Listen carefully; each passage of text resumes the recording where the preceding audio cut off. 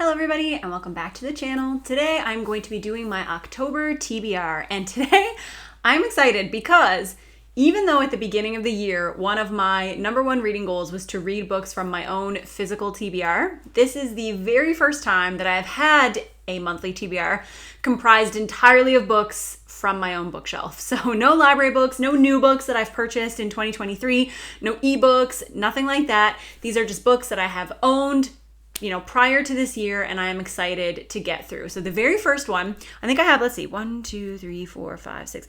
I have 6-ish. So I have actually 7 books, but the very first one, The King's Blood by Daniel Abraham, I'm actually hoping to start at the end of September. So I'm filming this on September the 24th.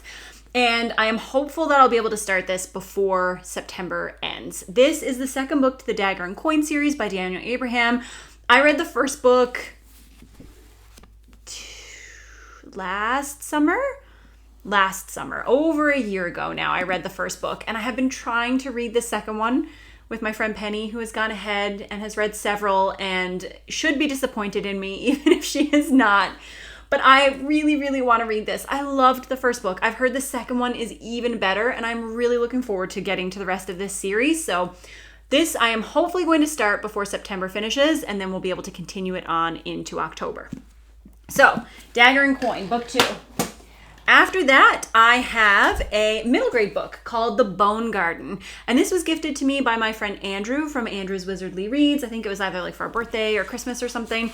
And I really want to read this one too. I know that I had put this on my Amazon wishlist because I had seen it. I think someone did like a middle grade book review for it, and it sounded really interesting, but I no longer remember what it is about. But it's called The Bone Garden, and it's got kind of like an eerie, spooky cover. So I think I'm going to not read the synopsis, and I'm just going to kind of dive into it and see what it's like. The little blurb on the front says, it evokes the dreamy tone and themes of Neil Gaiman's Coraline and the Graveyard Book, which, I don't know, those are pretty good comparison titles for me because I love Neil Gaiman, so I am hopeful that this will be something similar. So The Bone Garden, this shouldn't take too long to read. This will be like, for one of the days when I'm feeling like it's a bit heavier. I need something not necessarily light in like tone, but light in terms of like word count to get through. So book number 2 is The Bone Garden. After that is a book that I pre-ordered. I don't remember if it came out this year or last year, but I definitely pre-ordered it last year. And this is called Nocturne. And this is a beautiful cover. Again, all I saw about this one was that it had a ballerina on the cover. I'm sure I've talked about this on the channel before, but I love ballet. Watching it, I can't say I love doing it because I was never coordinated / graceful enough to do ballet.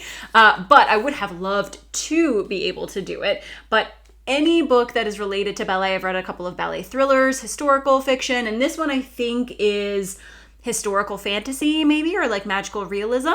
So I am hoping to read this one in October as well. I think like the dreamy kind of magical feeling of this one will work well for October, like for the fall time. So looking forward to reading Nocturne. This one is also very short, so I'm trying to balance out some of the bigger books that I have on this TBR with some shorter ones, but Nocturne, looking forward to getting to that as well. If anybody has read it, I have not heard literally anyone ever talk about it, but if you have read it, then you can please let me know what you thought about it. After Nocturne, we have this little compilation here, which I think I actually did pick up this year. So this one, it is still technically my book, but it's not from last year, so it won't count for like my reading goal, but still, I thought I would pick this one up in October. This is The Bloody Chamber, the collection of short stories by Angela Carter, and this is the 75th anniversary edition, which was a staff pick at Chapters, and I saw it there and really liked the cover and thought, I would like to read more short stories by authors that I have not read before. So I have never read anything by Angela Carter, and I am looking forward to reading this. Again, nice and short to balance out the rest of what I am reading in October. But if anybody has read anything by Angela Carter, has a favorite, has read this collection in particular, then again, please let me know your thoughts about that. But looking forward to getting to this one. The next two are part of the video that I put up last week, and that is the high priority series / ongoing series that I had, and that is the remainder of Nevernight. So we have God's Grave, which already has the flap taken off because at some point I had been optimistic and thought I was going to read this one month, clearly. So the book cover is in my like drawer of book flaps that I have up in my room. But here we have God's Grave and Dark Dawn, which I have not taken the flap off of. Oh gosh, it's so dusty. It's been sitting on my bookshelf for so long. Even like my books are shaming me by being like, weird, dusty. Which is funny because I do actually dust my bookshelf more than like any other part of my house, really. But anyway, I'm looking forward to finishing on with Nevernight. Nevernight, while not my favorite fantasy book that I have ever read, I did end up really enjoying. So I am hopeful that I will like the sequels and enjoy the way that the series all comes together. It is definitely a good series for this time of year. Like it's got that kind of like dark, atmospheric feeling. It's very high stakes. There's lots of like gruesome blood, murder, all that kind of stuff. So I think that reading the rest of this trilogy will be really fun. And Nevernight was very quick. So I'm thinking that these books are also going to be quick. Hopefully. We shall see how it goes. But those are the books that I have for the month. And then the last one, finally, to try to appease Evie, who has her heart broken every time that I upload a video and don't talk about the Winter Night trilogy, I am going to be reading The Spear Cuts Through Water. I had wanted to do this as part of a reading vlog. I was going to do it for some of the books when I did the ranking my favorite lines. I went in blind and ranked my favorite first lines of a bunch of fantasy books I had not read.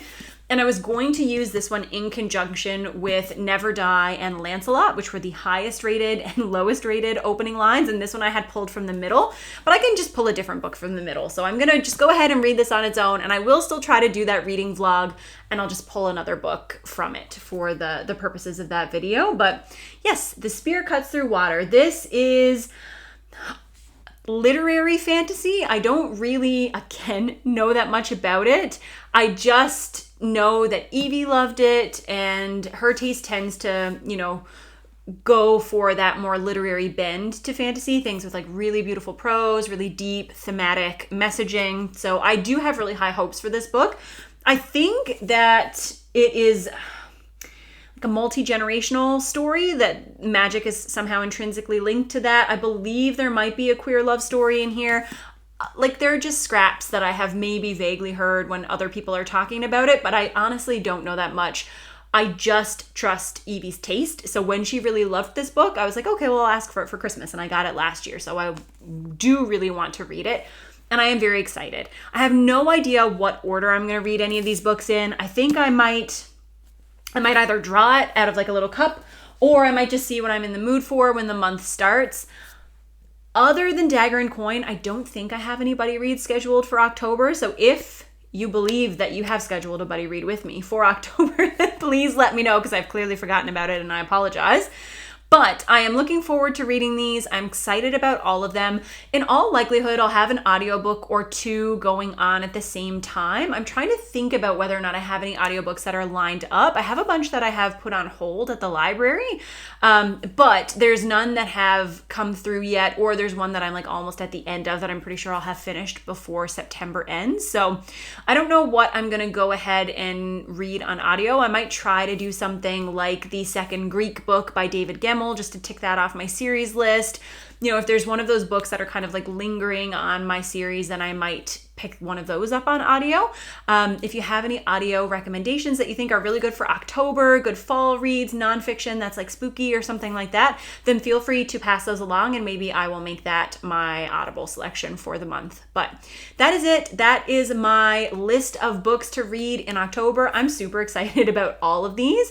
One thing I learned from putting together my last video is that I have a bunch of really good books to read before the end of the year. So I am very, very much looking forward to getting to all of them. Please let me know what you are reading. Is it going to be just kind of like magical and atmospheric like my books, or is it going to be all on out scary? Let me know, because I would love to hear it, and I will see you with another video soon. Bye!